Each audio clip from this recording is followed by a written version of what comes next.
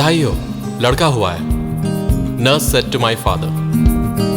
He was happy because I was the only son who was born after 5 daughters. He took me in his arm and said, Bilkul apne maa par gaya hai. So my story started from there. I was brought up in a family where there were 6 ladies, including my mother. So maybe this was the reason my friends always laughed at me. They laughed when I talked. They laughed when I walked. I was butt of all ridicule. My body structure and my behavior was bit feminine according to them. Maybe that's why I got the title, the Mama's Boy. The Mama's Boy. That time I accepted the title because, yes, she was the most important lady of my life. I loved her and can do anything she asked. My friends called me to play cricket in the afternoon, but my mother rejected. In turn, I rejected. They called me Mama's Boy. I laughed.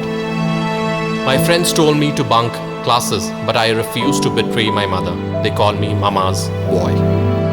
They offered me cigarette, but principles of my mother came in the way. They called me Mama's Boy. My girlfriend left me saying Mama's Boy. Initially, I enjoyed the title, then I managed with it. And then that title started annoying me. I'm a big man now, not a boy who will always step behind because of his mother's principle. Screw those principles. Then came the time to say goodbye to my family for studying abroad. That day my mother cried and I smiled at her. At last I got the chance to change my life now. I drank, I took cigarettes. I also started taking drugs.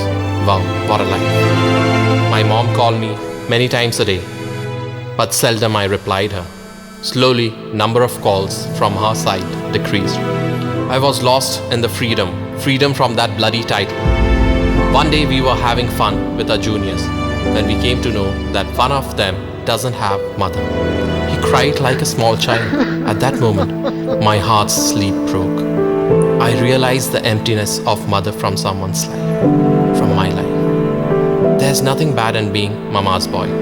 This only shows your affection to that great lady who felt pain, and then only you came to this world. Tears rolled down my eyes.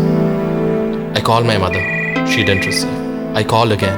No reply. I called many times. Still the same result. I called my sister. Then firstly she didn't say anything.